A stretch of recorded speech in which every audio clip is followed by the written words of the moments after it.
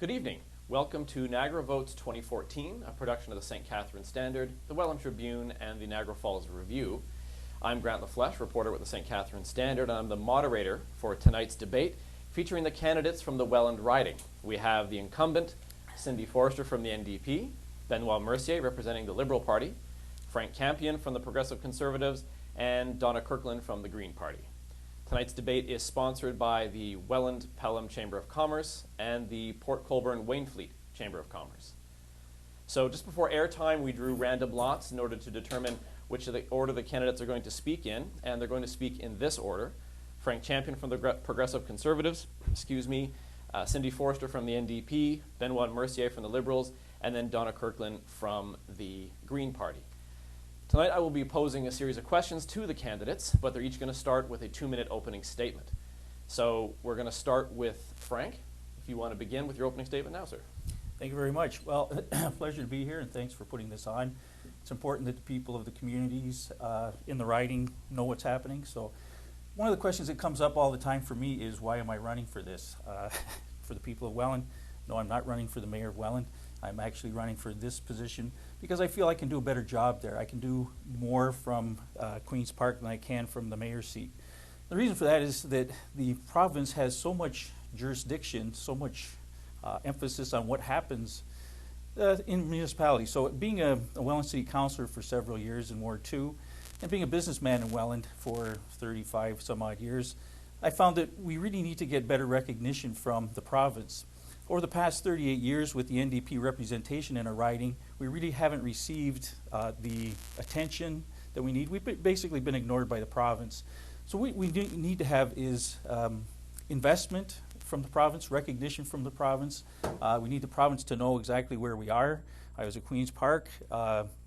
If you go there and you start talking to them, they virtually don't know that we exist down here. So we really need strong representation. I think I've proven myself as a very strong proponent of business and of the people, and that's what I'm all about. So I'm hoping that I can get elected there so I can prove what I can do for this riding to make things happen for us on a provincial level. Thank you. Cindy Forrester. Well, good evening, folks. It's great to be here. I want to thank Sun Media, our local newspapers, for actually hosting this event. I think it's very important during political elections to make sure that people have a number of venues to actually see their candidates.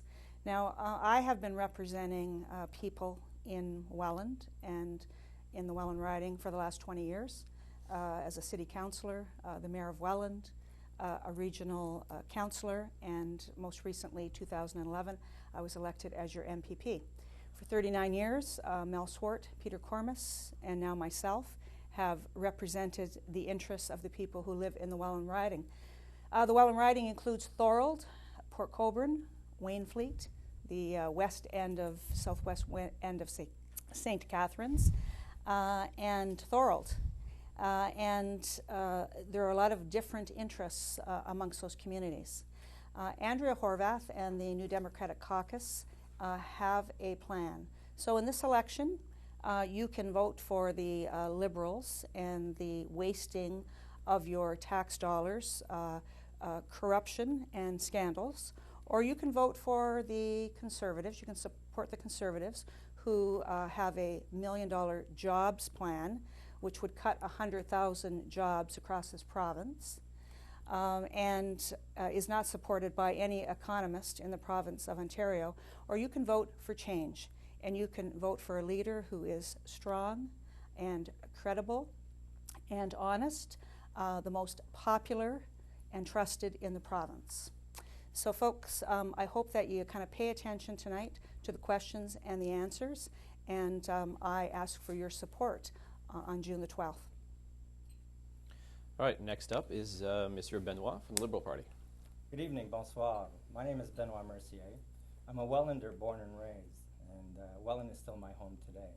I choose to live in Welland because I feel it is a safe community in which to live, in which to bring up a family. My wife is from Burlington. I'm sure she would like to go back to Burlington, but I choose Welland. Welland has made me the person that I am today. I grew up with strong family values. My father was a steel worker for 40 years. And I remember a time in the late 60s and early 70s when Welland was a booming place. People had money in their pocket. People were smiling. Today, this is not the case. And part of the reason has to do with the representation that we have had in Welland for almost 40 years. I hear Cindy this evening invoking Mr. Swart and Mr. Cormos. They were great gentlemen. They did well for our riding. However, they were not in government, except for Mr. Cormos for a brief period of time. But let me tell you that Cindy is no Mr. Swart or no Mr. Cormos. Cindy would need to stand on her own 2 feet and defend the policies and her record in Welland, which I feel is a record that is dismal at this point. So on June 12th, the residents or the citizens of the Welland riding will have a very important decision to make. And their decision is between risky tactics of the Conservatives, an unambitious plan from the NDP, or a bold plan from the Ontario Liberals who want to build this province up, build people up, and not tear things down. So on June 12th, I ask that you support me. A vote for Benoit Mercier is a vote for progress. It is a vote for hope, and it is a vote for change in the Welland riding. Thank you. Have a great evening. And finally, the opening statement from Donna Kirkland from the Green Party. Hi, and I'm not from Welland, but I'm from Wainfleet, so it makes it a little bit different right off the bat. But the Welland Party, what I hope to share with you tonight is the platform and some of the ways that we're different than the 3 parties you're looking at tonight. We are a viable alternative. I'd like to reach out to the 43,000 people that didn't vote or were so apathetic or so dismayed with what the options were. They chose not to vote in the last election.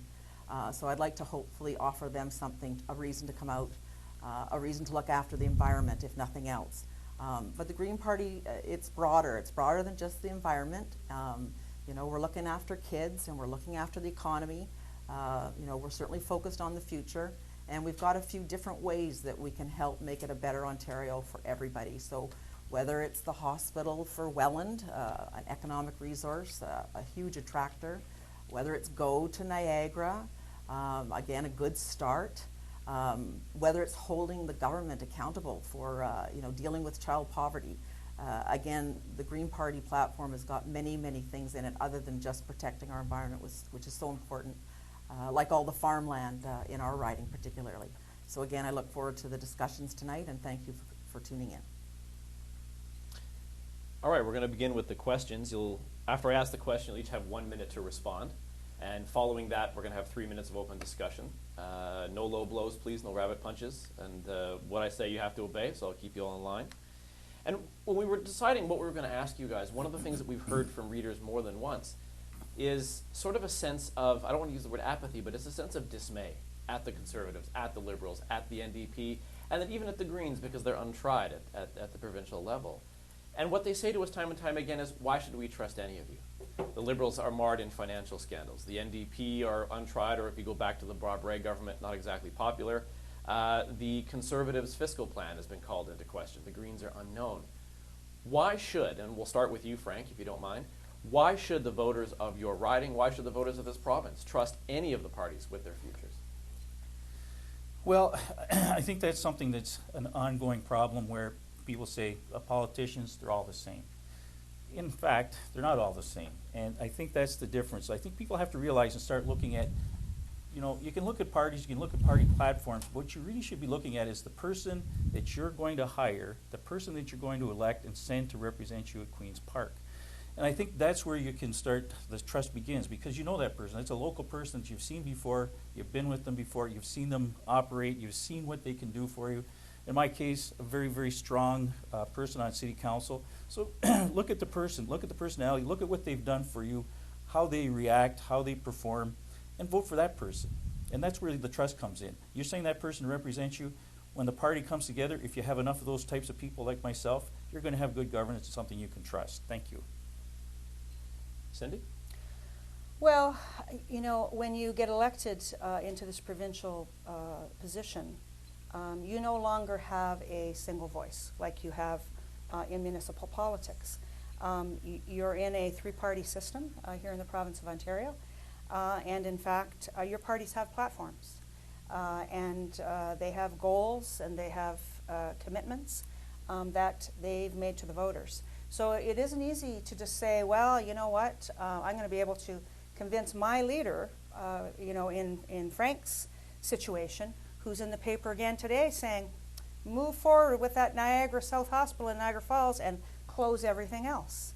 In 2011, he was on record as saying Dalton McGuinty made a mistake closing Fort Erie and closing Port Colborne. Now today, he's saying, well, let's build a hospital in South Niagara that isn't in South Niagara, in Niagara Falls, and let's not worry about the people in Welland and Waynfleet and Port Colborne who don't have access to a hospital in their area. So, if you're wanting to run politically, provincially or federally, you have a party that you're going to have to deal with. We also need rules that are going to keep a government accountable. So there isn't enough transparency. It isn't easy for a voter to go look at a record. So I agree the platform is there for a reason. It's a guidepost. It's something that we want to at least at the minimum deliver. But crises come up, and you expect your leaders to have leadership qualities, and that includes honesty, and that includes looking into the future. So I think something that could help would be just create a lot more transparency in the government. So, Mike Schreiner's not elected, but we've seen what one MP can do.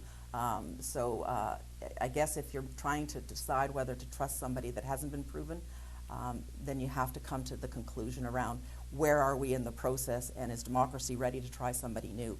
I think they are. And finally, Benoit, why should voters trust the Liberal Party? Well, I'm not a professional politician. I'm a concerned citizen from Welland, from South Niagara, who has family and friends in all parts of the riding. And I have seen the economic decline over the years, and I want to change that.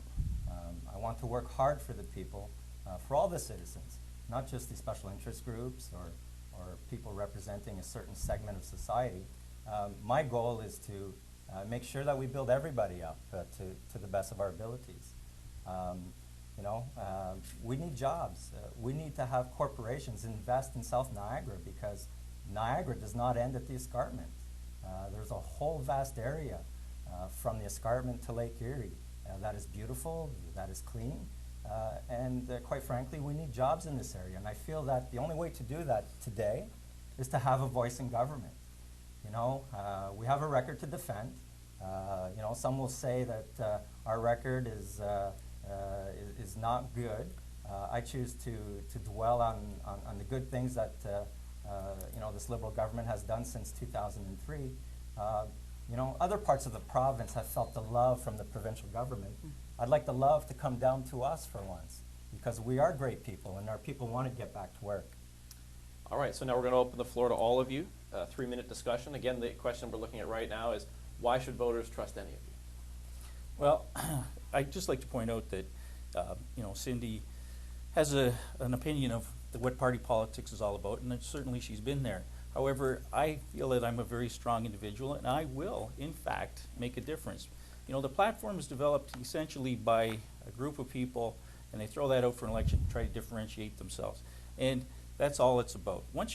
Really all it does is explain the position. So our position would be something along the lines of, hey, we're about fiscal responsibility, we're about saving money, we're about reducing cost of government for the taxpayer, and that's really all you can take out of the platform. Once you get there, it's the group, it's the people that are elected that will get together and see how this government's going to move forward. So by saying, well, you're never going to convince the leader of the party to change his mind, certainly you can. That's what it's all about. It's a democratic process, as I said before. The Tim Hudak is not going to switch his position. So Tim Hudak had an opportunity during the 2012 budget to save his own hospital in his own riding of Grimsby. We were in negotiations with the Liberals. Tim Hudak never made one iota of time to talk to the Liberal government to say, don't cut my project. The people of Grimsby raised $15 million, and they waited 20 years for a redevelopment project, and Tim Hudak chose to say, nope, I want an election. So if you think you're going to change Tim Hudak's mind, I wouldn't even go there, Frank. The Liberals, why should we trust the Liberals? 3 police investigations going on in this province, an RCMP and 2 OPP, one for wiping hard drives around the gas plants, one around the gas plants itself, and one around Orange Air Ambulance. Is that a government you want to trust? A government where there are 3 police investigations going on? To mudsling here. Let's let the police investigation, do its due diligence. Let them find whatever that they will find. And if there has been any wrongdoings, we live by one law. And I firmly believe that, after a complete investigation, after a trial, if someone needs to do the time for a crime, then I'm all for that. The Privacy Commissioner has put out a scathing report about the Liberals and these investigations and not being forthcoming with the information that she requested, even though it was available. Cindy says that the gas plant emails were deleted. Well, those who know technology know that they're somewhere. 24 hard drives. That they're somewhere, and the police will have all the resources that they have. I'm sure that when they do their thorough and complete investigation, that if they find something that needs to be corrected and someone needs to do the time for a crime, I'm all for that. We even had ministers having their house cleaned. Well, that police investigation was done, and no one was found guilty of anything, Cindy. That's mudslinging, and I'm very disappointed at the tack that the NDP is taking. They've gone to the right. All right, that's time. Talking about taxpayers. That's and time, they're not Benoit. talking about social justice anymore. Thank you. Okay, well, I've got a good start. I want to talk about, and it's been brought up a couple of times in your opening remarks, so I think it's worth addressing this now. It's been a big issue for the people of your riding, and that's the new hospital, the South Niagara Hospital. It's being planned already. There's some money been put aside by the Liberals to begin to develop it. The NHS is going so far as to hire a communications person who will kind of be the public touch point for that facility. But my question to you is this, and I know some of you are very anxious to see the Welland General and some of the other facilities in your riding stay open, and at the same time perhaps even the new facility that's being built in Niagara Falls. So my question is, where do you stand specifically on the new facility? Do you want it open? Do you want it open with the old facility still? Do you just want the old facilities? And if your answer is some kind of combination of the new and the old, where do the resources and personnel key? We don't have enough nurses and doctors in Niagara as it is to staff all the facilities we have. So where does that money, where do those personnel come from to keep all those facilities open? And we'll start with Donna at this time. Well, I think we'd all like a utopia. So ideally, if there's a need for a new facility for the Niagara Falls area, I mean, I understand it's crumbling. But we've just now invested in the St. Catharines location. We can't roll back the clock. I mean, I would hate to lose the Welland Hospital. It's a real core economic attractor.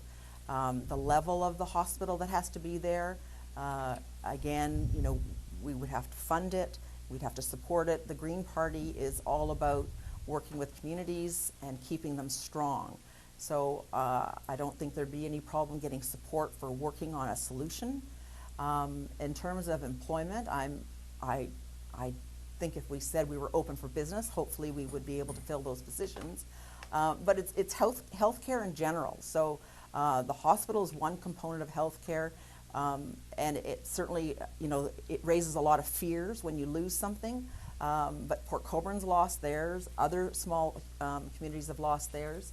And we would like to see that stay and be part of the whole suite of services that need to be provided. So, I mean, I think that the NDP's position has been clear on this from the beginning. Does Niagara Falls need a new hospital? Yes, they do. They do. They have an old hospital that needs to be replaced. Does Welland need a hospital? Yes, it does, because it is the center of South Niagara, and it services a lot of people. It services actually probably close to 150,000 people. And we had a 20,000 person petition signed. We introduced that to the legislature, and people still continue to want to have their services in Niagara. Now you say, how are we going to pay for it? Well, the Peterborough Hospital in Kingston, a Liberal seat, was paid for through government public funding, not a P3 model. The same size as the St. Catharines, the new St. Catharines North Hospital, cancer center, cardiac center, and it was built for 50%, about just under $500,000. The P3 model for the St. Catharines General ended up to be $1.2 billion under a P3 model for the sake of profit. So people are profiting That's for time on public your health care. Benoit? So the Welland Hospital site is a very worthy institution, and it is worthy of my defense. I've been on record as stating that when elected, I will be speaking to my Premier, Kathleen Wynne. Like I said in my opening statements, you know, we need to have a voice in government to advocate for what is good in South Niagara. And I believe that we have a great institution, a great hospital in Welland at this point. We have practically a brand new emergency room. We have great services. Whenever I have gone there for, you know, surgery or my family, we have received a great care. It's very, very clean, and things are improving. And I do disagree with my Premier or my government at this point with respect to the Welland Hospital. It would be terribly ashamed that if it closed. That's time, Benoit. Frank? Yeah, thanks. Well, as you know, I've been working on this, what I call portfolio, for about 7 years now. So my position is clear, has been clear, and continues to be clear, and in the future will stay the same. And that is, we would like to have the 3-model system. That's what we're fighting for. We want it. If we can't get that, if there's a government in place that will not deliver that, then we want to ensure that we get the hospital built in Welland as opposed to Niagara Falls.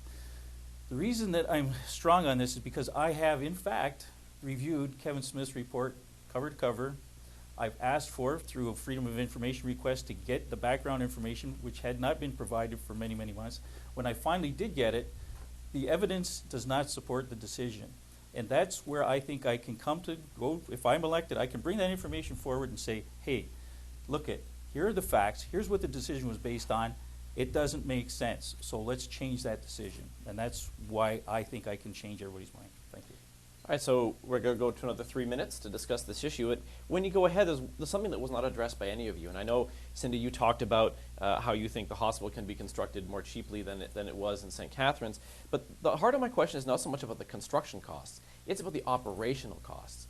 The old buildings are very expensive to run. They're inefficient. The equipment is old. And then there's the issue of the nurses and doctors needed to properly staff these facilities. So as you proceed in the next 3 minutes, can the 4 of you talk about how do we afford to have, well, that would be 4 full-service hospitals in Niagara with personnel for them. So open up to the floor now. Well, it would be 3 Right, full correct, service 3, excuse me. hospitals. And we haven't right? decided that they're full service. And it doesn't have to be full and service there at the end of the are day. lots of nurses, I can tell you, in Niagara looking for full-time jobs. There are many nurses still today working part-time hours. If I can just stop you there, is it your contention that there's not a shortage of nurses in No, Niagara? there's not a shortage of nurses in Niagara. Absolutely not.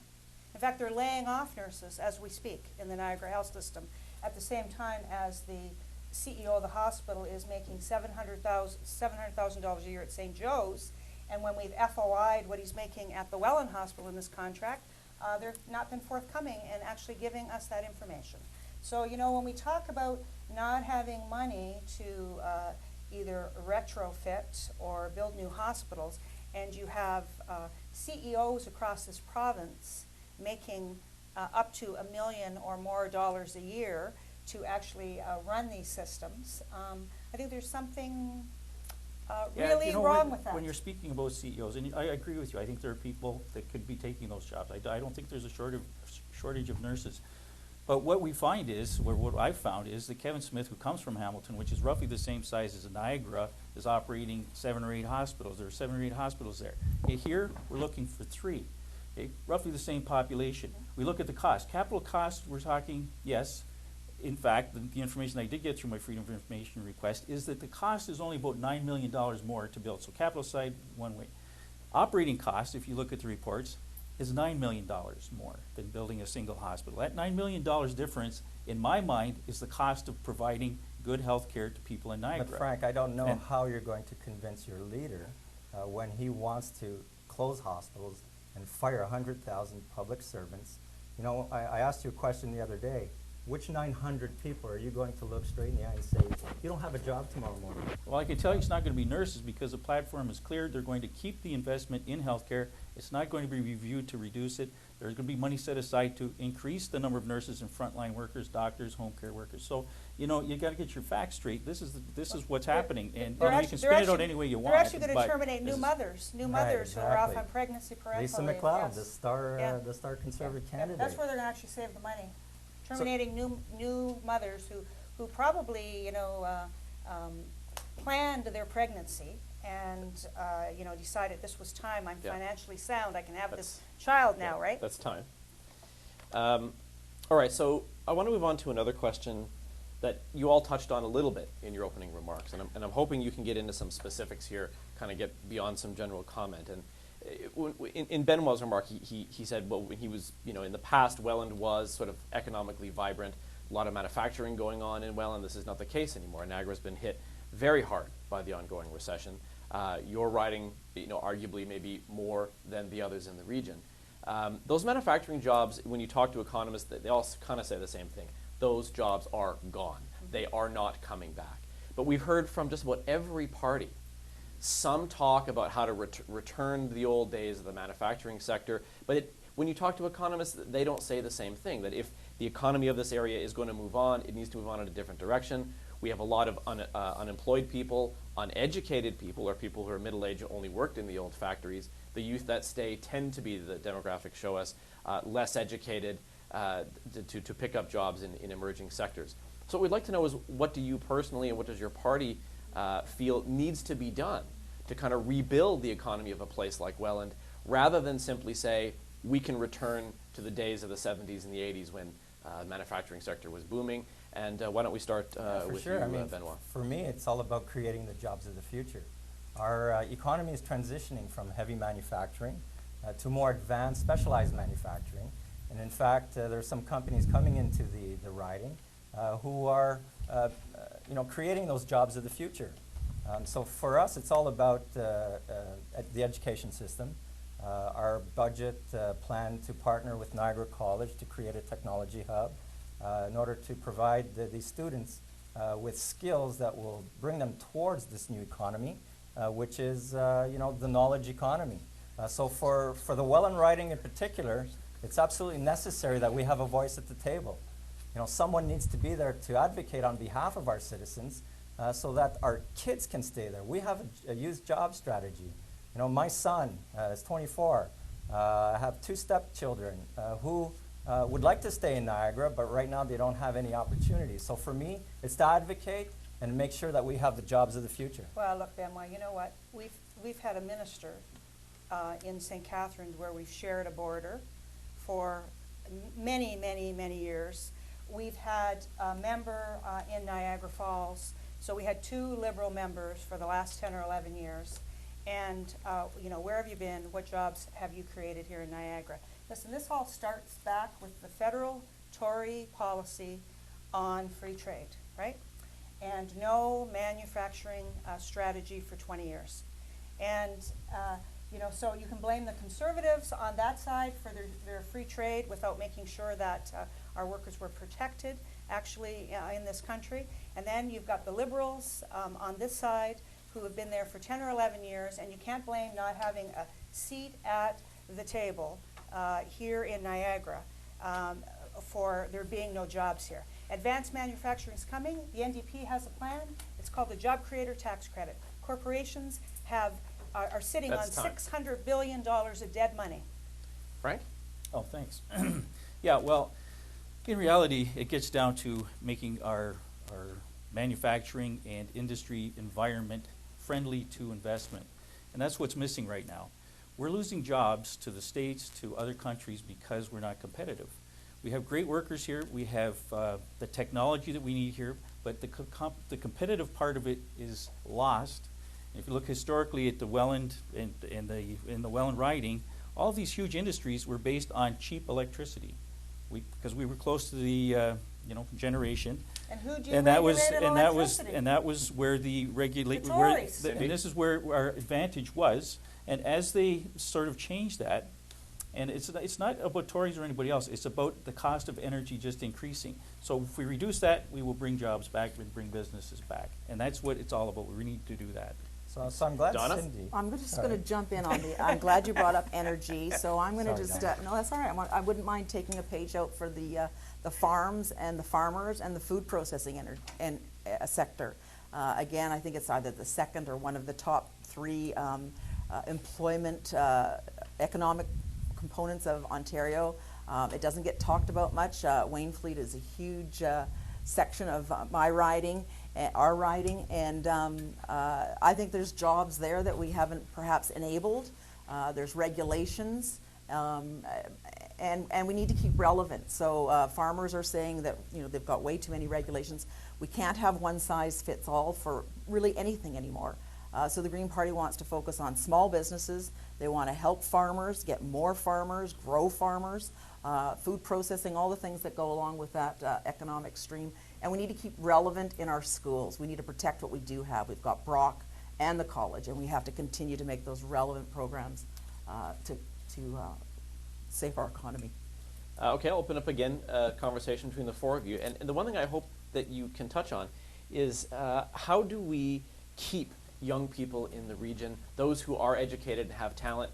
Demographics show us time and again they leave. So when you're talking about rebuilding the economy, how do you provide opportunities for young people and train them for those opportunities? Well, it's all about training in the trades. That's a big part of it. We need to have that in place so that people can get trained for the jobs that are available. And it's part of the educational system. We also have to ensure that the students know what types of careers are ahead of them. When we look at manufacturing, advanced manufacturing, it's a very, very high-tech type of job. So we need to do that.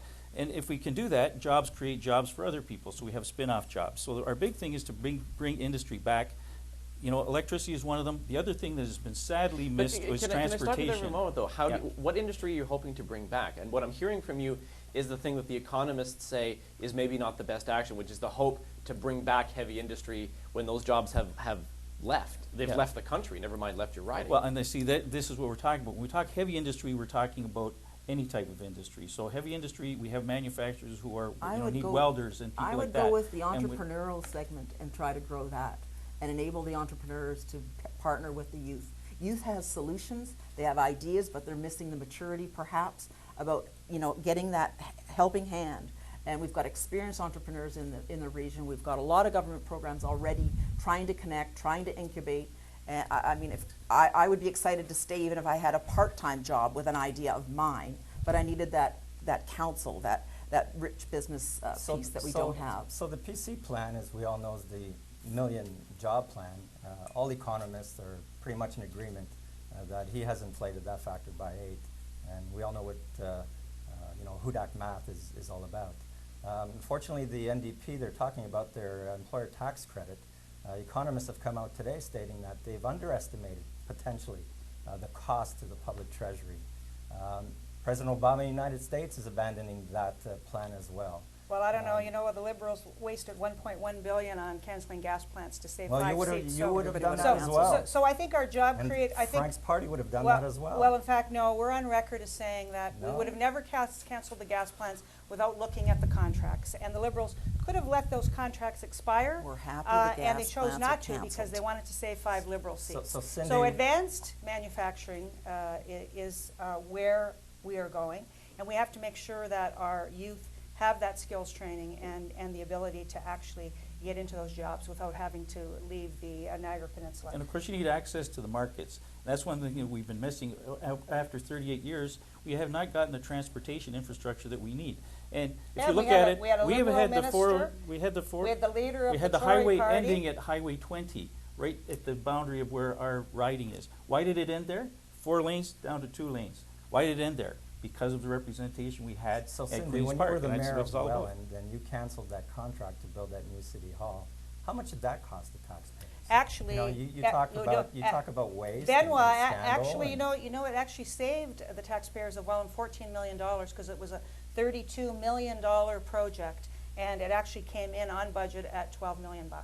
So it actually saved the taxpayers a lot of money. All right, I want to stay with the economy for a little bit, and for your 1-minute answers, Frank, we're going to start with you for this one.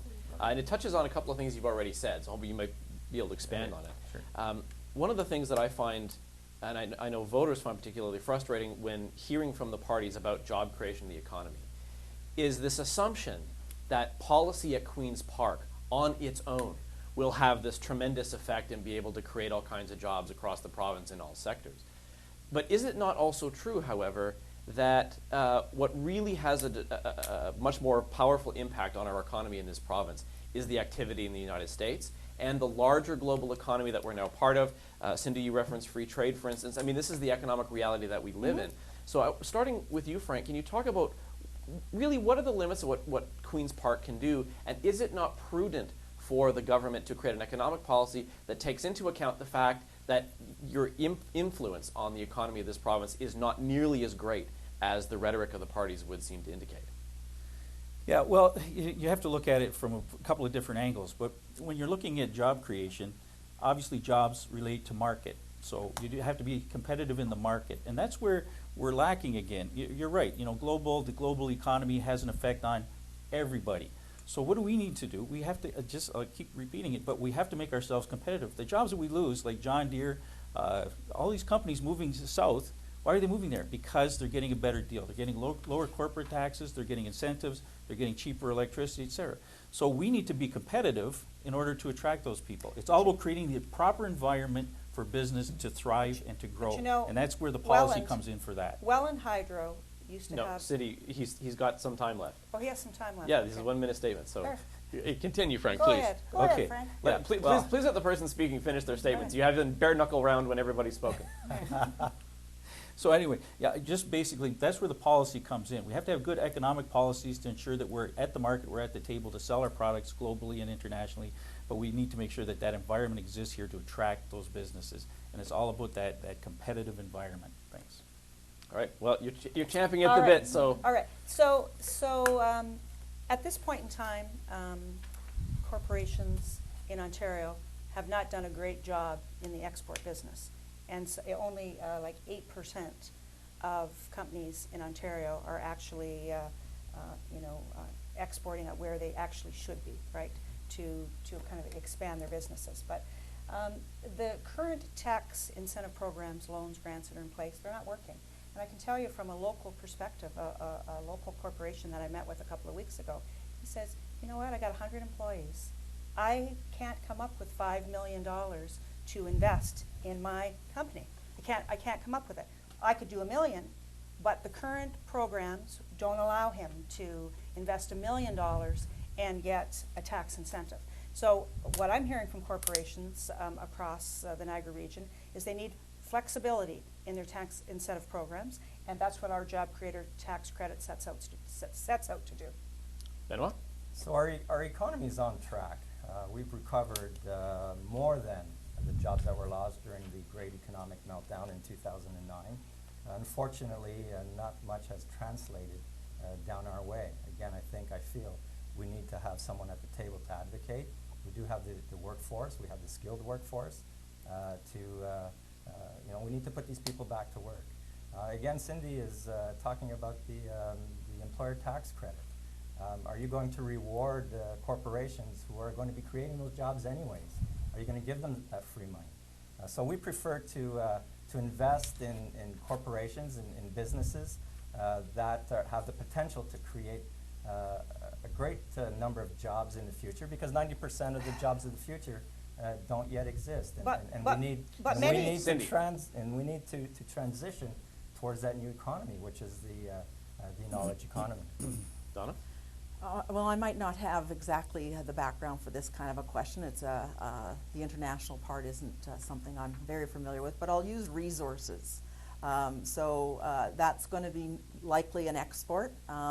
We're at the frontier of things like the Ring of Fire. We already export way more water than I care to measure. So where we want to export, I think we want to do it really prudently. And there's certainly not enough protections in place right now. We have a chance right now to get those protections in place to get our fair share of what we're going to be exporting. So it's a little different than the question you're asking, but where it comes to where it's going to be global and its exports, the Green Party would want to make sure that the royalties on aggregates and sand and the water-taking rates are at a pace where it's benefiting all Ontario for that shared resource. So It's not quite the answer perhaps to this question, but it's as close as I can get for exports. All right, 3-minute bare knuckle round. And when you guys are talking about the subject, can you discuss a little bit, please, how do you make a place like the Welland riding competitive in a global economy where jobs in Canada, across Canada, the United States, move to other markets where labor is cheaper, where environmental regulations aren't as onerous as they are here in terms of their finances, so companies just pack up and move where they can do things a little less regulated and much cheaper? Go to it. Well, the hydro rates, right? We have to do something about those hydro rates. Now, it was the Tories back in the 90s that deregulated. Frank and I were sitting on Welland City Council when we wanted to actually operate our Welland Hydro, continued as a nonprofit, but that was vetoed. They opened up the market for hydro. The prices went through the roof, and they've never come back down. And then with the Green Energy Act, we saw a huge 50% increase in hydro rates, and it continues to grow. So hydro is a big issue. Of course, that's not really answering your question. Certainly, So, under our plan, we would merge the 4 public utilities, and we would achieve so savings. she's really not answering the Creating question. a Is this- super bureaucracy. What we yeah. need to do in order to achieve that is, you're right, if we become more competitive, we create more local market. When I talk local market, I'm talking Canada, the United States, and that's a key element. So we need to be able to do that because we have access to those markets, close access, transportation, logistics, those costs are slashed, and that's where it starts to make sense. So we need to ensure that we do that. If you do government subsidies, what you're doing is you're actually buying jobs from somebody. You're buying a job for them, you're hiring them. When that subsidy's gone, you're firing them as soon as you stop the subsidy. So you fired them now. So it's non-sustainable. And you can't expect it to work in the long term. Where it's working already in other ridings. So if we're just trying to bring Welland riding back, there's got to be success stories of different levels of government support and deregulation or modification where we can help different companies at different sizes. Cindy pointed out the 1 million versus 5 million. I know another company that I knocked on a door and he's at 2 million and he's stuck and he needs help to get to 3 million or 4 million. The sales are there. He kind of knows what the first steps are, but they need support. Mostly he just does his core job or his core product, and they need help to be able to maneuver through what's next in terms of growing a business here. So Grant, our hydro rates aren't the most expensive in North America. They're not the cheapest. They're about middle of the road. And again, we're transitioning. We have clean power that's being generated, and it was subsidized to a certain extent with the FIT program. But those rates are coming down. In fact, in the Welland riding, there are 3 corporations that have been, that are investing in the Welland riding. And one of them being Hybrid Dynamic Technologies. That company has the potential to be a game changer, not only for the Welland riding, but for all over the world. So they're creating clean, green energy, and they'll be providing Wi-Fi to communities. Well, I don't know those where. are the jobs I of the don't know future, where. and those I don't are know the whose people that we bills need you're to seeing, invest in. Benoit. But I can tell you that I've been at the Welland Curling Club. I've been at businesses here across the Niagara Peninsula. Yeah, but our budget that you defeated would have and their given these hydro rates are people going up to the some point breaks that with their they're going to hydro have to. rates. They're going to have to. Well, I You can did tell say you, it I can tell you was. clearly You- in the industry sector, right now manufacturers are demanding that we reduce the hydro rates. I mean, they're so are lobbying to farmers. have And this our happen. budget And it's provided based that on the for fact large that users. based on the fact that we have proximity, they're saying, do we have to pay the same as somebody that lives somewhere else? So we maybe should be paying for our distribution because it's much shorter. Why are we paying more for that? So we should have an advantage here, and that's what they're asking for. They clearly have come out and said, hey, you guys should cut our rates, take Atlas Steel, it's the old Atlas Steel, I can't remember the name of it right now, but they use they use so much electricity in their electric arc furnaces, they've got to melt at night because they can't afford to operate during the day. Well, that means you've got one shift. If you can lower the rates for electricity, you can add shifts, add jobs, become more competitive, and those jobs create other jobs. And they pitched that plan to the Liberals, but they were Again, denied Grant, it. our budget provided programs for companies to reduce their electricity rates, and it was a great budget. It was a progressive budget that the Progressive Conservatives decide, right from the get-go, October 12, 2011, they were going to vote against everything. And unfortunately, the NDP has, taken a populist approach and, wouldn't even bring the budget to debate and to a vote. And we had those things. Those were very progressive things that would have helped corporations, not only in the Welland riding, Well, we but all wouldn't- over Ontario. We wouldn't have had to do that if there wasn't so much corruption and scandal in the So Liberal you're government. mudslinging again, and I don't accept that. Let the All right, police well- do their investigation and let them come to a conclusion. I'm very disappointed in the that's- NDP at this point. They've lost their way. But Benoit, people are thank you. disappointed in the Liberals. I need something I can just lob at you guys. All right, so I want to stay on the economy, and I want to pick up on something that Donna had said a short time ago. When I was asking some questions about the economy, she turned to the ag sector, agricultural sector, Yes. which is a big part, not just of your riding, but for the region as a whole. The Liberals have elements of their Food Act that were not passed. I know that the Conservatives were, just before the election, we're going to try to make some bones about this at Queen's Park.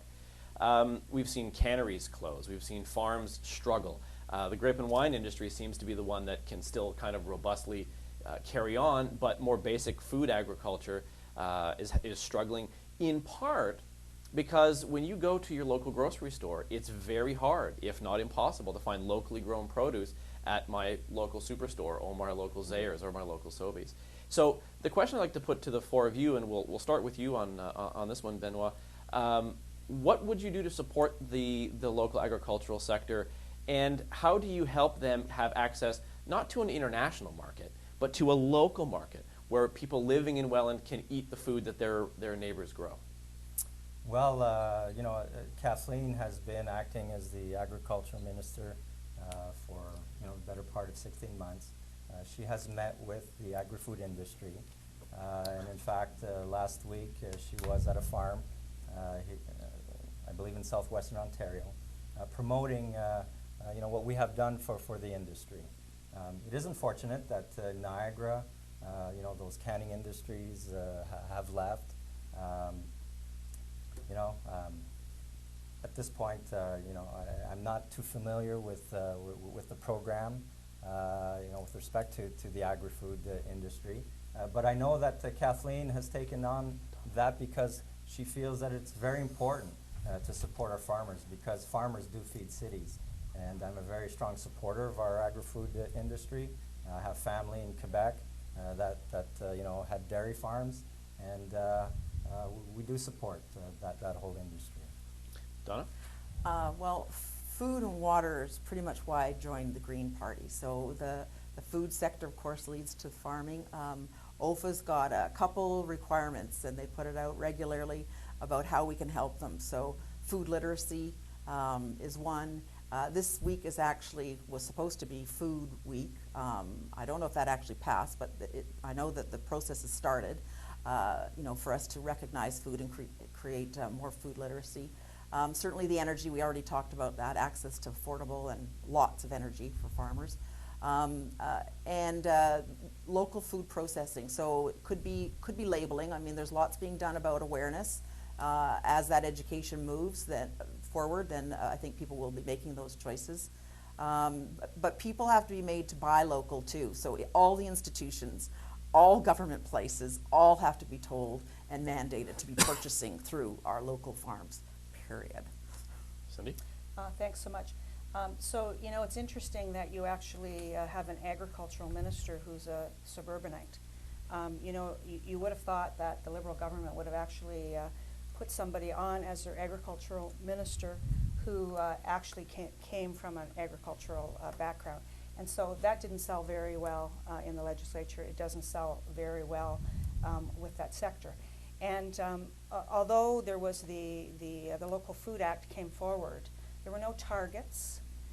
There were no guidelines, like Donna talked about actually requiring our provincial agencies like hospitals and schools and nursing homes to actually buy local and to prepare local. And there was a hospital, I think it was Mount Sinai or one of the big Toronto hospitals, that actually showed that if you used good local produce, you could actually provide better food and food cheaper than actually using corporations like Airmark that are making a huge profit off of the backs of all of these provincially funded agencies.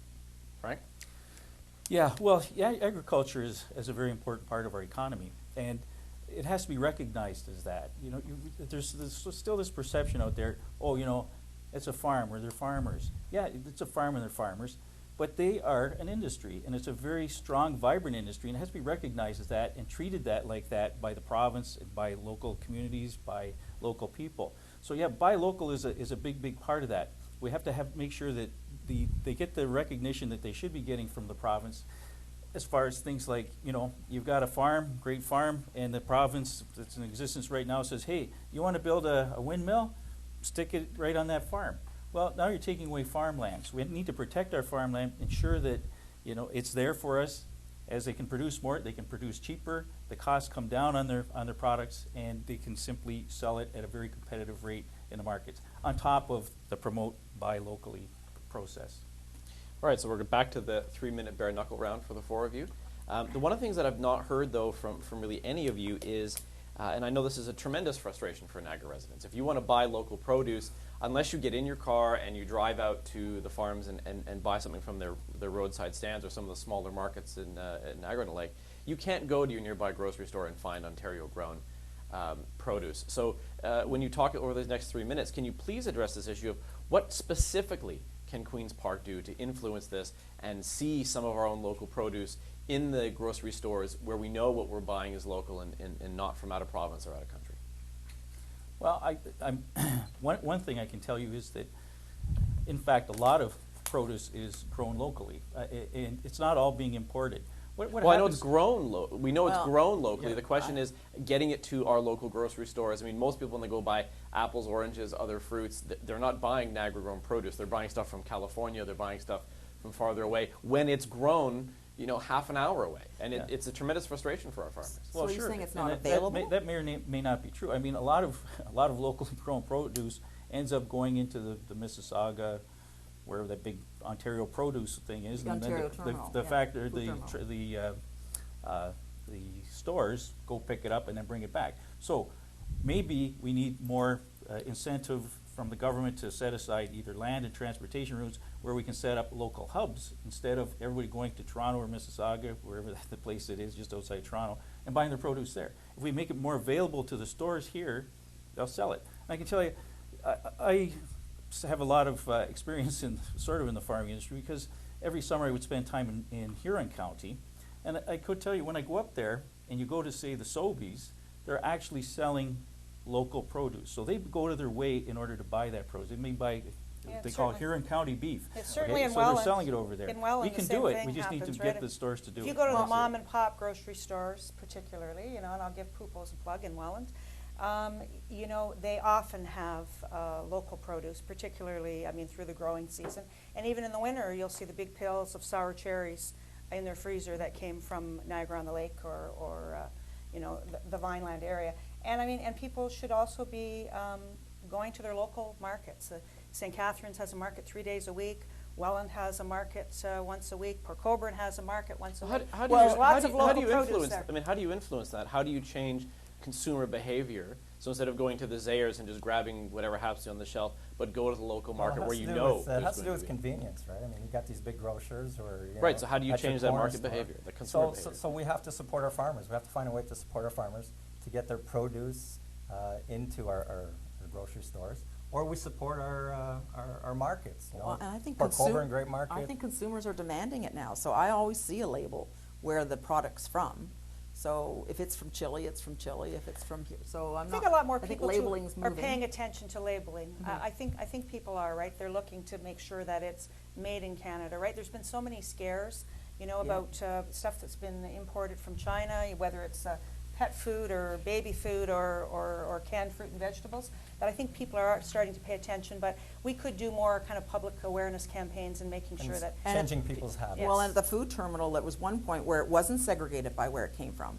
So there's lots of efforts being made to know, you know, where that bulk purchases come from for those grocers. We're going to move on a little bit from the economy. One of the issues that the Niagara newspapers have been looking at consistently now for a few months has been the issue of poverty. As you all know, because of our demographics, we have a lot of people who are unemployed. We consistently are posting some of the highest unemployment numbers in the country. When you look at who these people are, they tend to be either people, you know, middle-aged and up who used to work in manufacturing, who don't have the educational skills to move on, or young people who don't have education and skills because the rest of them had moved on. There is a thing called the social indicators of health, and if you talk to people in public health, you'll hear this all the time. I'm glad to see all four of you nodding. What this basically means is that they look at the things that contribute to a person's ill health, which tend to be things like education level, income level. All that really will determine if a person ends up being sick more, needs a dentist more, higher rates of cancer, higher rates of diabetes, all these really expensive illnesses that impact our healthcare system. It's often suggested that part of the solution to this is to raise minimum wage so that a person living in poverty just can have a chance at a better lifestyle. They can eat better food, they have better access to dental care, and so on. So when we're looking at the social indicators of health, specifically as it pertains to minimum wage, and Cindy, I'd like to start with you. Sure. Where do you and where do your party stand? Well, in fact, in our platform, we have made a commitment to a $12 an hour minimum wage and a cost of living increase after that in each and every year. You know, I couldn't agree with you more that poverty, the outcomes of poverty affect so many systems in our life, right? When people are living in poverty, we have increased healthcare costs, we have increased policing costs, we have increased correctional facility costs, you know, and all of those things add up to a lot of dollars. And if people, you know, had appropriate food and appropriate place to live, they could actually get on with their lives, you know, be able to obtain a job, and the costs of that would be far less. But let's not forget that it was the PC government during Mike Harris that actually took 20% out of the social assistance programs across this province, and it took till 2013 to actually have those people crawl back up to where they were 20 years ago. Frank? Yeah. Well, you know, the concept or the issue of minimum wage is a very difficult one to deal with. And that being said, that's because it's so popular. Like, let's just raise the rate to $14 and everybody can make a living. The problem with that is, of course, as you raise that rate, business can't afford to hire these people, so they will just reduce the number of people that they're hiring. And that's the problem. So we have to address that somehow, as to how can we balance that out. I don't have the answer to that. I mean, and I don't think anybody has the answer to that. It's something that we really need to do, is to grow the economy, to create more jobs, creating more jobs that pay more money. So that's a very important part. The other thing that we really need to do on the poverty side is make sure that they have somewhere to live. You know, we do that municipally through Habitat for Humanity. We also need to make sure that they have the ability to get to work. So we need public transit so that they can get out into the market, get to their jobs. So we need really, really strong intermunicipal transit. Thanks. Benoit? Well, in a country like Canada, it's very hard to see that people are struggling. Since 2003, the Liberal government has continued to increase social assistance to the most vulnerable.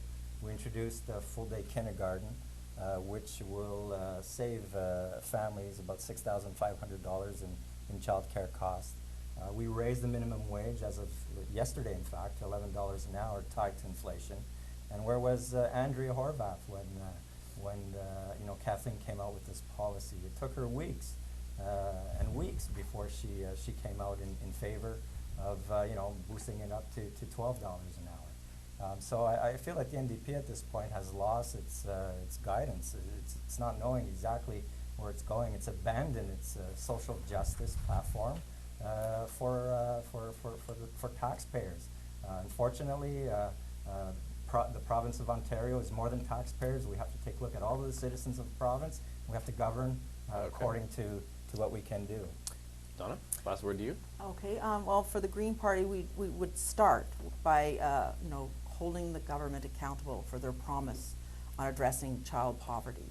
I mean, really pause a moment's silence for that, because we've been here for an awful long time with the promise of just child poverty being addressed.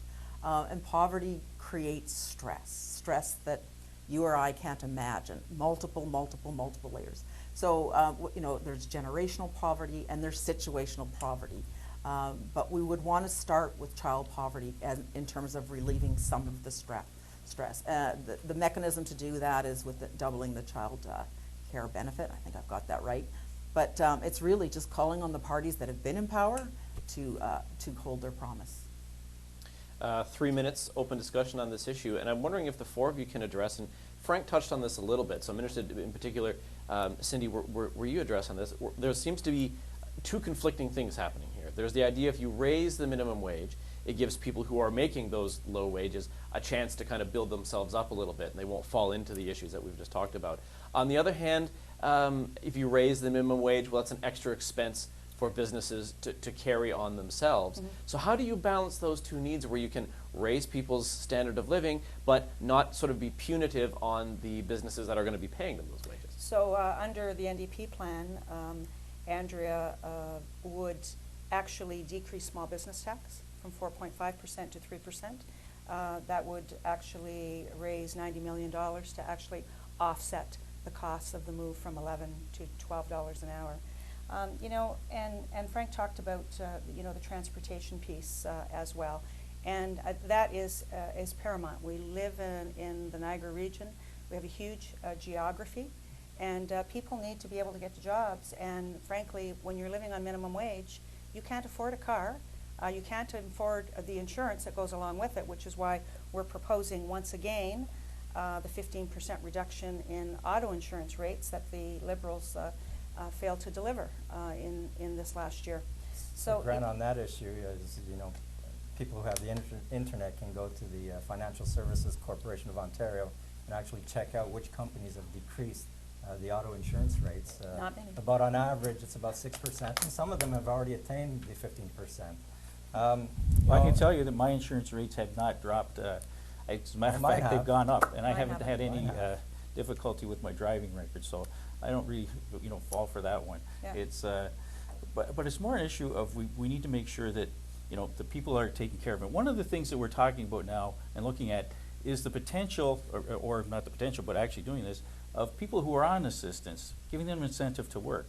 So by clawing back less money from the existing government right now, Which our budget you go out proposed, there by the way. and you claw it back, well then, you know, you're not going forward. So you give people an incentive to work, they're getting some assistance, so that gets them through the transitional period. And as that happens, then, you know, the businesses can start to increase wages as these people are performing, and they're seeing increased sales. And of course, more people working are buying more things, which then puts more money into the economy. So it's a matter of making sure that that money can get back into the economy through people spending Grant, money. Can I just say though, as kind of the sitting MPP, Niagara. So we've heard, you know, both parties say, you know, if you don't have a seat at the table, you don't get anything. But now I'm speaking about Niagara as a whole. Niagara as a whole does not get its fair share of money from Grimsby to Port Colborne and Fort Erie for social services, for family and children's services, for health services. We are underfunded. When you compare us to, say, Hamilton next door to us, or Brantford, or other areas that have a lower unemployment rate and less people actually on their ODSP or their OW caseload, we are getting significantly less funding.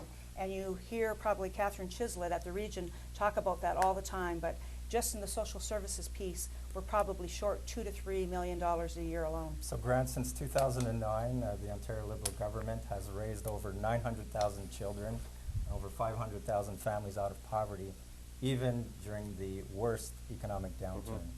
So we take social security very, very seriously, and that's why we propose the Ontario Retirement Pension Plan. Right. You know, it's a very serious issue. Poverty, we should not be having poverty. You know, and we need to do things in order to make sure to build people up and not, you know, tear down our society as we know it. I want to come back to the pension plan in a moment, but I'd just like to sort of, if we can kind of continue this round just a little bit longer, to touch on something that Cindy just said, and I'd like to hear from all four of you specifically as you talk amongst yourselves. When you go to regional committees, and I know you sat on a regional council for a long time, so you will know this, when the issue of social services come up, there's this constant tension in Niagara. Hamilton, which has about the same size population, about the same level of need, gets a disproportionately higher level of funding from Queen's Park to deal with these issues. Niagara is constantly playing catch-up, constantly trying to make ends meet. If you talk to the organizations that do this work at the region and beyond, it's a real struggle. So, and maybe we can start with you as the, Benoit, as the representative of the incumbent party in government. Why has Niagara fallen so far behind given the level of need here? And beyond the pension plan, what needs to happen in order to see social services that help the poor receive the equivalent kind of funding that a region very much like our own consistently gets? Well, I'm at a little disadvantage here because I don't have all the statistics that Cindy would have, having served for a number of years in that capacity. But I can tell you that it is unfortunate that we are underserviced. And I do see that, when I'm knocking on doors. You go to certain neighborhoods and people are struggling. And that's why we want to put policies in place to make sure that we can build our people up. Right, but what policies? I mean, I think as we go around the table, the other parties are going to probably tell me something in a moment that's at least specific or specific-ish. What policies are the Liberals bringing forward to ensure that a region like Niagara at least has the resources to help our less fortunate brothers and sisters? Well, the best thing that I can offer at this point is hope. Hope is coming. I know hope is not a strategy, but we do need to get our people back at work, and I think that's the best way is to make sure that these individuals have jobs to go to, so that they have benefits, so that they have health care benefits, they have dental benefits, and they have retirement security. Don, you've been a little quiet on this so far. You're asking a really good question. How do we get our share? And if that's not been happening, then I guess we need a change. But I'm also have roots in the north. I know the northern people don't get their share.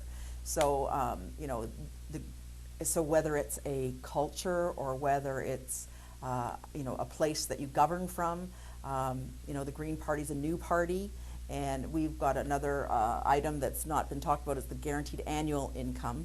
But again, that's not really what you're that's not poverty. It's whether we get our share of anything. So how I don't know. It's obviously very political how you get your share. So, I think there needs to be a new funding formula for all of these programs. Benoit comes out of the education system, right? And the special needs programs for kids that, need to have some extra funding in the schools. It's not fair across any of the boards, right? Or across any of the municipalities in the region. And so you can have a kid in public school, getting $300 a year, and a kid in Catholic school getting $900 a year. Well, how do the boards rationalize that and provide the best services that they can? And I can tell you, I spoke with Kathleen Wynne when she was actually the Minister of Community and Social Services, and she committed to actually doing that review, but it didn't happen. Then I tried to meet with Minister McMeekin, from the MPP from Dundas, and he avoided my calls at all costs. For a year, I tried to get an appointment with him. Finally, just a month before the House finished sitting, I met with his staff, and they said they would take my message back to them. But I can tell you that agencies here in Niagara are frustrated and struggling. They're dealing with much higher caseloads than many places in the province and not getting anywhere near the funding. So when it comes to you, Frank, and you have your party's sort of interesting because you the whole platform is structured around this idea of smaller government, less spending. How do you then address agencies that, public agencies in Niagara, which are chronically underfunded, that help those that really do need it the most? Well, it makes sense if you can reduce costs in certain areas. It then gives you more money to spend where it's really needed, and that's what it's all about with the platform that's out there now. Is we're going to review all areas, not getting rid of services, but trying to find more money to put back into it. And that's what we need to do because money's being wasted. You look at the LIN costing us millions and millions of dollars. Okay, but I'll stop you there because Yeah. we're not talking about the LIN. Let me rephrase the question maybe before we move on to the next issue, which is, do you agree with Cindy that when it comes to how social services money is spent, Absolutely. that there's something flawed about the formula and this needs to be kind of Yes. rebuilt from the basement up to ensure that there's not that disparity between a Hamilton and a Niagara region? Okay, so specific to that, I can tell you that it is a huge problem. And I think it's because when you go to Queen's Park, they don't know that the Welland riding is actually in Ontario. You go down there and it's like, who are you Niagara, guys? we're not talking about the Welland riding. Well, I'm representing the Welland riding. Funding the comes to funding Niagara, is from, Frank. Okay, well, I realize that. For all of but these the funding services. goes all across this. We don't have the point being we don't have the representation there to be able to get what we need. But you asked a very specific question about policy. And one of the policy things that you can look at, and what we're looking at, is the provincial gas tax. Now, this is a gas that, we get a portion of the tax from the province, the gas tax, and it's to be used for public transportation, specifically. we don't get our fair share. Again, it's a formula issue. So we need to change that so that we get more funding that enables us to provide that transport that then helps us with poverty and all those other issues. It's not what your party wants. So I just don't see how 100,000 people are going to be hudaxed is going to accomplish what Frank is proposing. Funny you should mention that, because we're going to go back to 1 minute answers, but this is what I like to call the mea culpa round. I've picked some specific issues from each of your parties that are hoping that you can answer for. And we're going to just start with Frank and move our way down, and we'll move through this quickly as we reach toward the end of the evening. So Frank, the Million Jobs Plan. What has happened, as you know, in the last couple of weeks, there's been economists across the board, left, right, center, neutral, care, don't care, all say the same thing, that the Million Jobs Plan was based on really a math error, that that plan is predicated in large part on counting a single job over 8 years as 8 different jobs. And this led to an estimate that's 8-fold larger than it really ought to be, putting all other considerations aside. Why should Ontario residents vote for Tim Hudak, vote for you locally, if you can't even present the public with an economic plan where the basic math, elementary school math, doesn't add up? Well, I think it's, again, math is math, but it all depends on how you interpret it. And so, well, no, I mean, when you're talking about the error, for those who haven't been following the news, the calculation that was used by the Commerce Board, for instance, was person years, which is a weird metric, but it's basically a person employed, one person every year, and the Tory plan took those to mean new jobs every year, hence the 8-fold increase. So my question is, if the numbers don't add up in your plan, what confidence do we have they'll add up if you sit in government? well, I think you look at the economics of it, and it's the way you say it. It's 1 million jobs. Is it 1 million brand new jobs? Okay, that's maybe not how it's being presented, but the concept behind it is that we're going to create jobs. And when I talk about platforms, I said this before. In my mind, a platform is something that says this is what this government's all about: creating jobs. So the numbers don't add up. Maybe they do. It depends on which economist you want to talk to, et cetera. So the bottom line is we're looking after getting more jobs. We're looking at reducing cost, putting more money back into the economy, and ensuring that we reduce the budget or the debt so that we don't pay all of our money out the window to servicing those debts. And that's where we're at right now. So the numbers add up, maybe, maybe not. I'm not an economist, but what I can tell you is jobs is a priority, and that's the clear message that we're trying to get across right now. Thanks. Cindy? On the same question? On the same question. Okay, so, I totally agree with you. There isn't an economist in Ontario that agrees with Tim Hudak's numbers. And there are economists who've come out and said to decrease 100,000 jobs in this province, whether through attrition or whether we're terminating or laying people off, would be far worse for the economy because of the spin-off of the other jobs that are created because of those 100,000 public sector jobs, than to decrease corporate taxes by 1%. Far better to keep those 100,000 people employed. That's what the economists are actually saying. And so I don't know why anybody would believe anything that Tim Hudak has to say. I mean, he says he's an economist, and then he has a master's degree in economy, and he couldn't even figure out that 2 + 2 doesn't equal 22. And so, I think that we have a plan. We have a job creator tax credit. We don't want to be throwing money at, somebody spoke about the canning factories and things closing, Heinz closing. Those companies were given millions of dollars in grants. And then 2 years down the road, oh, I couldn't make it, I'm closing my doors. Benoit? So that is really the kicker for me, is the million jobs plan. You eliminate 100,000 top quality, high paying jobs from the economy. It has the potential to stall our recovery, and that would be unconscionable at this point. We're on track to building, to making our economy much better. And it's, for me, it just blows my mind that Mr. Hudak has, masters in economics. I'm not sure if he practiced his trade at one point in time, but that is an elementary math mistake. And in fact, having taught in a high school, I know some great math teachers, that would be willing to, do some remedial math with him. So our economy is in transition. We're on the road to continue down a positive path, and the Million Jobs Plan is just not something we need at this point. Donna. I have a background in banking, and I did some analyst work, so I would really, feel sorry for the person that put that in front of Mr. Hudak, and hopefully they can clean it up. So I've not really been focused on the million jobs.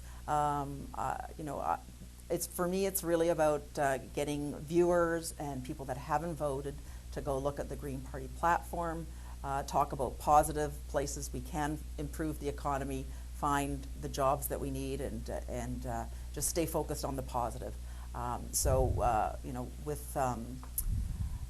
With so much potential out there with the environment and the farm sector, I just haven't really focused on the million jobs.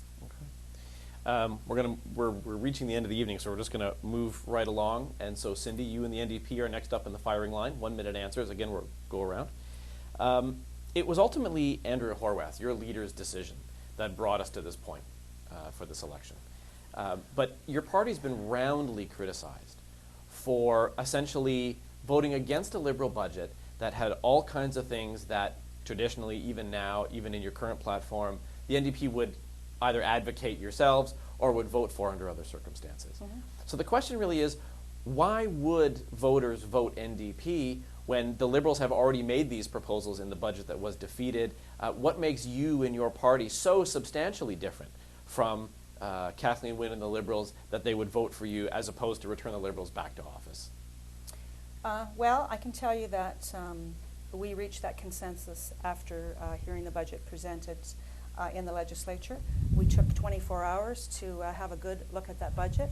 There were 70 new promises and 50 new commitments.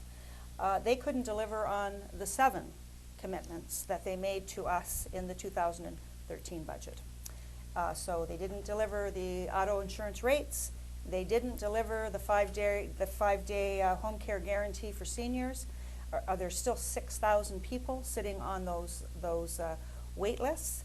And then there was the new scandals of, wiping the hard drives, trying to cover up scandals and corruption. And so we made the decision that it was time that we could no longer support this Liberal government, and that people had had enough, and they wanted the plug pulled. That's time. Benoit? So to the viewers, this is what's called political opportunism at its best.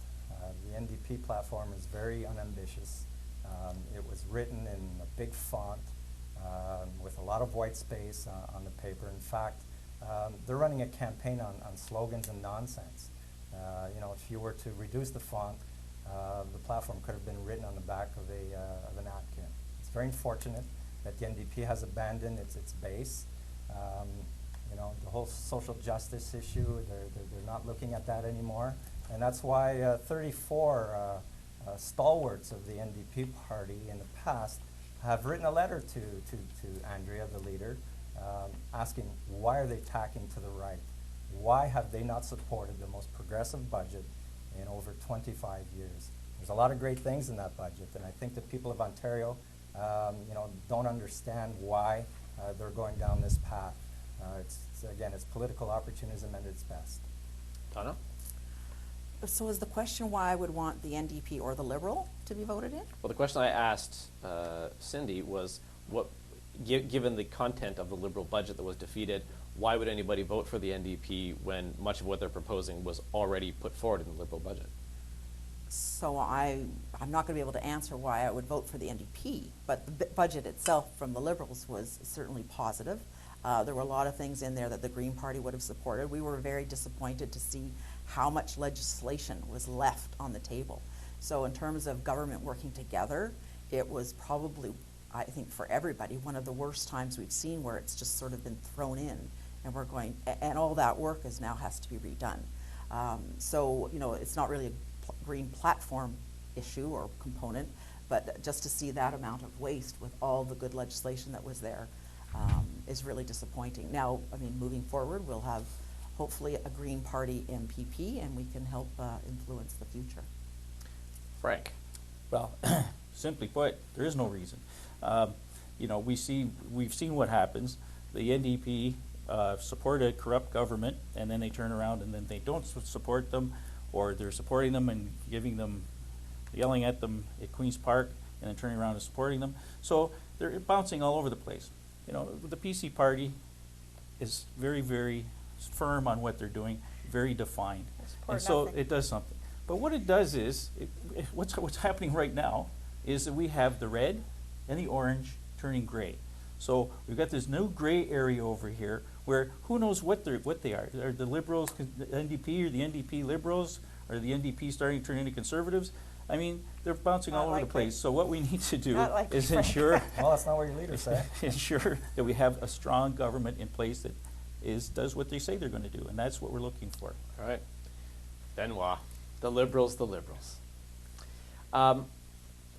Frank and his party have been getting kind of beaten around the head and neck, and perhaps justly, because their economic plan doesn't add up. They've taken a lot of heat for Mr. Hudak's promise to lay off 100,000 public sector workers. When your leader was asked, because your leader is promising to balance the budget, right, by 2015, 2016, will you it just seems to make sense. At some point, you're going to have to cut the public sector to save that volume of money. And when she was asked that, she said, well, it's not a yes or no question. And I think the reaction from most people was, well, there may be an explanation for your answer, but it most assuredly is a yes or no question. So do the Liberals have a plan to balance the budget? And specifically, yes or no, does that plan involve reducing the size of our public sector? Well, I'm not a sitting MPP, so I have not been involved. But surely you know the in Liberal discussion. Liberal platform, sir. I know what the budget was all about. I know what our plan is for the future, to a certain point with respect to the economy and education. My premier, Kathleen, our premier, has committed that there would be no public sector job losses in this coming year if we're reelected. In fact, with the broader public sector, a lot of consultations are happening at this point. I know the teachers have been consulted with respect to the new provincial bargaining framework. So there's a lot of consultations happening with different groups to see what can be done. And one of our platform within the budget was to raise by 2% taxes on the most high, the high earners. So that, in the long run, does have the potential to reduce the deficit. And our plan is to have a balanced budget by 2017, 2018. Donna, what do you think about the Kathleen Wynne's it's not a yes or no question when talking about reducing the size of the public sector? What do I think? Well, if there's a plan to balance the budget, that's something that the Green Party is committed to.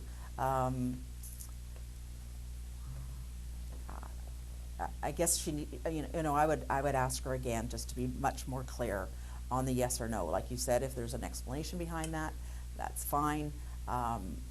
People need to have some predictability in their life. So with one statement, all of a sudden you've got a whole sector either upset or counting their pennies or talking about what they have to withdraw if they have any funds to withdraw for planning for retirement or an early retirement. So I guess perhaps it's a bit careless to say I don't have an answer versus I'll get back with an answer if I didn't have one already. But I think the leaders have to be very careful with the kinds of sweeping comments that they're making, and hopefully just give us enough that it can be predictable for people. Frank? Well, yeah, yes or no, it's pretty straightforward. She didn't say perhaps or maybe or could be or I don't know. So by saying it's not a yes or no answer means that it actually is a yes or no answer. She just doesn't want to tell us which one of those it is. And clearly, it's obvious that if you are going to try to meet the targets and you are going to eliminate the deficit, you must reduce costs. That's the only way. You're not going to be able to increase your revenues unless you tax the heck out of everybody. So that's the only other solution is we've got to reduce. So in essence, if she's saying she's going to eliminate the deficit, then she's also saying, yes, we're going to get rid of public sector workers. We're going to have to do that. And why not just come clean and say it? It's a legitimate question, yes or no answer. Tell us what's going on instead of dancing around with it until after the election. Be clear, be focused, and say yes or no. It's simple. Last word on this to you, Cindy. Well, you know what, before this new budget, I don't think that the Liberals were going to be able to balance their budget by 2016, 2017, but they put $3.5 million more of spending in that budget. If you actually get into the detail and read the budget, there's also some mention of actually looking at selling off public property. So we have 36 or 38 public agencies. We have buildings that we own around Toronto. And, you know, that's something that, you know, the Tories like to do. They like to actually, you know, move everything to the private sector. I think that there's going to be some move under the Liberal government to do that. And, you know, when the Tories did that back in with the 407, I mean, they missed the boat with millions and millions and millions of dollars in tax revenue. We have an LCBO agency that actually delivers almost $2 billion a year to the public coffers. And so I think that that is where the Liberals are going to try and find their savings over the next few years if they were elected. All right, we're going to move on to closing statements. You each have 2 minutes, and we're going to go reverse order from which we began. So we'll start with you, Donna. All right, thank you. Well, thanks for staying tuned in. And I think I just want to reiterate from the beginning is please get out and vote. A vote matters. Your vote matters. Certainly a green vote matters. It's not a wasted vote. It's a vote for the future as well. It's a vote to protect the environment and have all the other things that we want to protect. It's, you know, sustainable environment, sustainable economy, and sustainable services, social services that we are so want to keep care of. You know, in closing, we have a lot of things that we covered, whether it's the hospitals, the youth programs, different revenue options, like again for the Green Party, getting our share of the royalties from our resources, I think is critical and urgent. And these are the things that the Green Party will put forward. The Green Party will also bring up guaranteed annual income. So these are ideas that perhaps are being talked about, but we would want to push those. So again, get out and vote. It's not a vote for the right or the left. Hopefully you'll go to the gpo.ca, take a little bit more time to look over the platform. And again, if hopefully some of the comments tonight have resonated with you, and a vote for the Green Party is certainly a vote for the future. So you can look for my name on the ballot. It's Donna Cridland, and I welcome your support. Thank you. All right. Benoit. So I also would like to thank the readers of the three newspapers in the area and the viewers this evening for paying attention to the answers that we have given.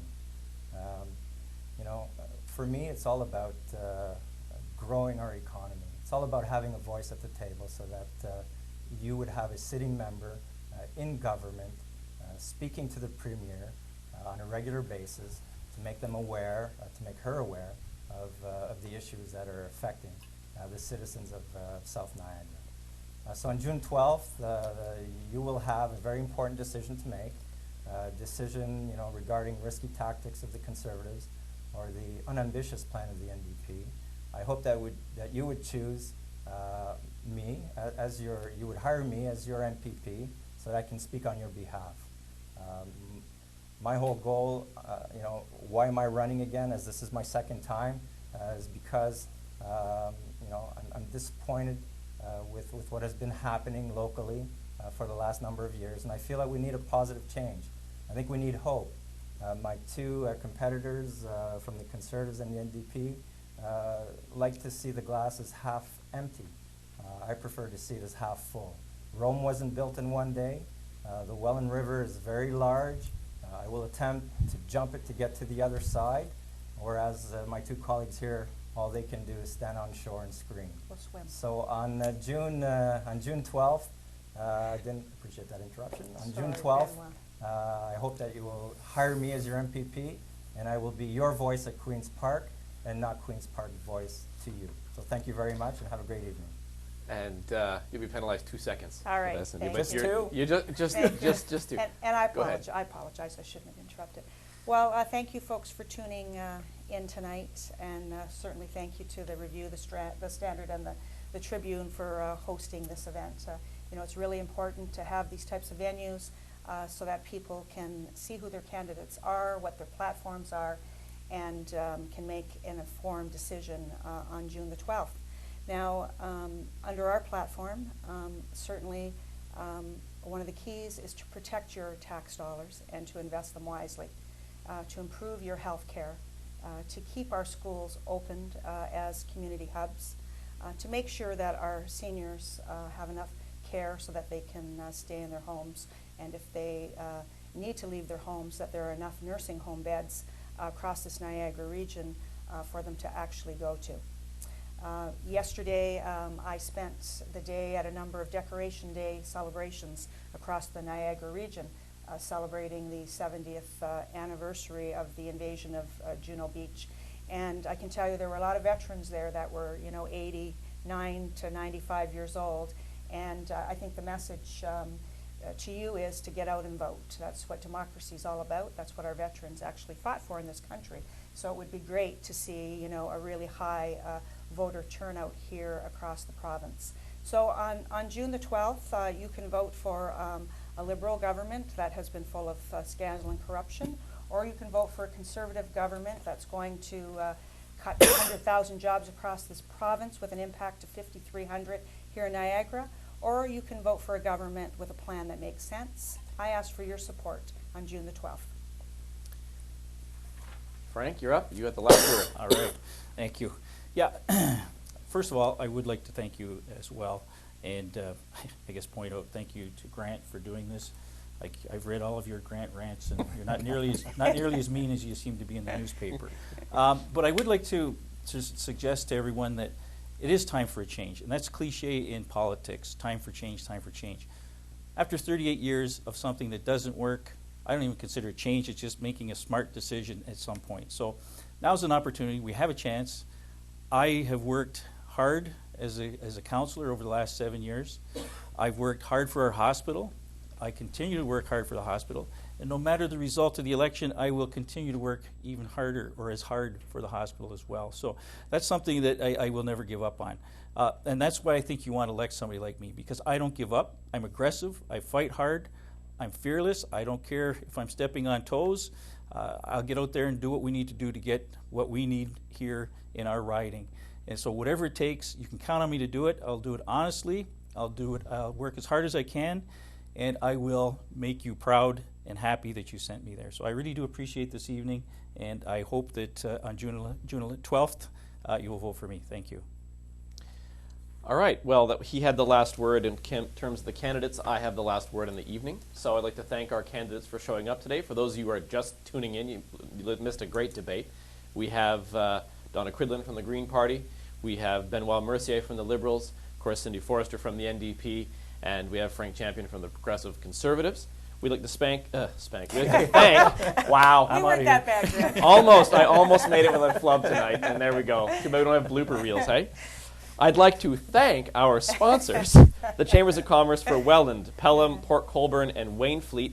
Remember, we're going to do this again on Wednesday night, looking at the St. Catharines riding and the candidates here. You'll also be able to follow all of our live coverage on June 12th, right here on the Standard's website. We'll bring into you the results as they come across the region live. And to reiterate what the candidate said, make sure you get out and vote on the 12th. And as the old saying goes, you don't have to go home, but you can't stay here. That's it for Niagara Votes 2014 for tonight.